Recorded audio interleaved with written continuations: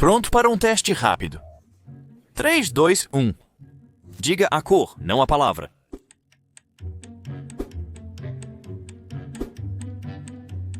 Coloque a mão na sua cabeça. Qual mão você usou? Olhe para esta palavra e feche um olho. Qual olho ainda está aberto? Perguntas assim revelam o funcionamento de nossos cérebros, exibindo nossas principais forças e fraquezas mentais. Ele pergunta se você usa mais o lado direito ou esquerdo do cérebro. Segundo testes de personalidade, duas disposições formam a identidade de uma pessoa. Acredita-se que pessoas com predominância do lado direito do cérebro são espontâneas, intuitivas e criativas, enquanto aquelas com predomínio do lado esquerdo são consideradas lógicas, analíticas e adoram se aprofundar nos mínimos detalhes. Mas podemos ser reduzidos a dois arquétipos? É realmente um mundo de artistas versus cientistas? Sou Situ, isso é Debunked, e estamos aqui para separar verdades de mitos e fatos de concepções errôneas. De fato, é bem simples diferenciar os lados esquerdo e direito do cérebro humano apenas observando-o, e esse é o ponto principal. Há uma diferença entre os hemisférios cerebrais. Geralmente, o lado direito do cérebro controla o esquerdo do corpo, e vice-versa. O motivo para esse cruzamento, ou decussação do sistema nervoso, ainda é debatido por biólogos evolucionistas, mas é comum entre os vertebrados. Uma teoria, o modelo de torção somática, propõe que isso ocorreu com os primeiros vertebrados e que nossos corpos passaram por 180 graus em relação ao cérebro. Em outras palavras, nossas cabeças estão invertidas. Um modelo sugere que um ancestral evolutivo nasceu com a cabeça a 90 graus do corpo e seus corpos evoluíram 90 graus na direção oposta, deixando a cabeça praticamente invertida. A divisão direita-esquerda do cérebro vai além de controlar os lados do nosso corpo, pois diferentes áreas são responsáveis por outros elementos-chave da função cognitiva, independentemente de como chegamos a essa configuração. É absolutamente verdade que algumas funções cerebrais ocorrem em um ou outro lado do cérebro. A linguagem tende a estar à esquerda, a atenção mais à direita. Essa divisão de trabalho fica evidente quando ocorre algum dano cerebral. Pegue, por exemplo, o impacto de um derrame na capacidade física, função mental e comportamento. Um derrame que causa danos a um lado do cérebro pode resultar em paralisia no lado oposto do corpo, como esperado.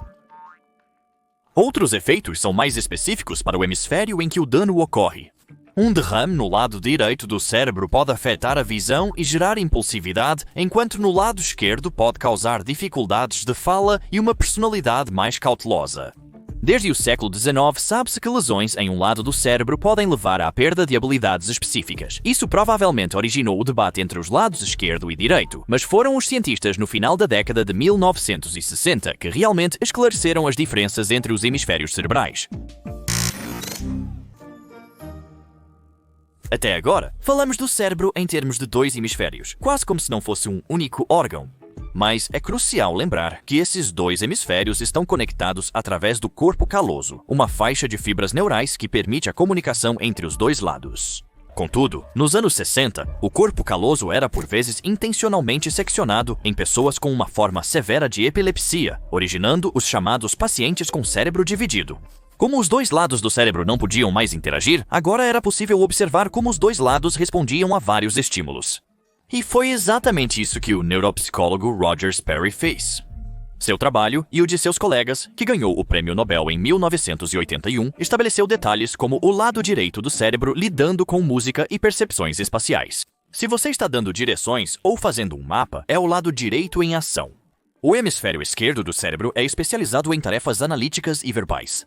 A fala, por exemplo, era muito mais forte no lado esquerdo, com o direito apenas produzindo palavras e frases básicas. No entanto, experimentos de cérebro dividido também mostraram que o hemisfério direito contribui para a linguagem adicionando contexto emocional, o que significa que sem o seu hemisfério direito você poderia ler a palavra cachorro, mas não seria capaz de imaginar o que é um. O que este último exemplo mostra é que o lado direito e o lado esquerdo do cérebro e as habilidades normalmente associadas a cada um não são mutuamente exclusivas. Os dois hemisférios cerebrais colaboram no processamento da linguagem. E essa cooperação se estende a outras áreas também. Esse padrão, em que os dois hemisférios cerebrais contribuem criticamente, se mantém para a maioria das habilidades cognitivas. Lógica e criatividade exigem os dois hemisférios cerebrais. Até mesmo aqueles... Pegue a etiqueta matemática. É uma boa opção para o assunto. À primeira vista, uma habilidade lógica em vez de criativa, um trabalho para o cérebro esquerdo de jaleco em vez do direito boho chic de boina. Mas não é assim que acontece na realidade. O hemisfério direito contribui em áreas como estimar números de objetos, enquanto o esquerdo é ótimo em contar e relembrar tabelas de multiplicação, que dependem de informações verbais memorizadas. Então ambos os lados estão sendo lógicos. Certamente, dividir o cérebro em esquerdo e direito é uma simplificação exagerada. Por exemplo, pesquisas estão mostrando que o pensamento musical, artístico e intuitivo não pode ser considerado estritamente lateralizado ou exclusivo do hemisfério direito. Nossos cérebros são divididos em dois hemisférios, cada um lidando com habilidades específicas. Mas, se esses hemisférios trabalham juntos em coisas chamadas lógicas e criativas, é mesmo possível ser dominante do lado esquerdo ou direito do cérebro? Bem, não é. Acontece que esses testes cerebrais online e as personalidades a eles associadas não passam de um mito. Em 2013, neurocientistas da Universidade de Utah publicaram resultados de um estudo que envolveu varredura cerebral de mais de 1000 pessoas. O estudo revelou padrões e razões para as conexões cerebrais serem particularmente do lado esquerdo ou direito, mas não encontraram evidência de que a rede cerebral fosse mais forte em qualquer dos hemisférios entre os sujeitos. Em suma, não existe dominância do lado esquerdo ou direito. A ideia da cultura pop, traços criativos versus lógicos, não tem apoio na comunidade de neurociência e vai contra décadas de pesquisa sobre a organização cerebral, os papéis funcionais dos dois hemisférios cerebrais e evidências de pacientes com lesões em um ou outro hemisfério no cérebro. A noção de dominância hemisférica também não se sustenta em termos de eficiência. Não faria muito sentido ter um hemisfério direito ativo enquanto o esquerdo estava sobrecarregado fazendo a maior parte das coisas.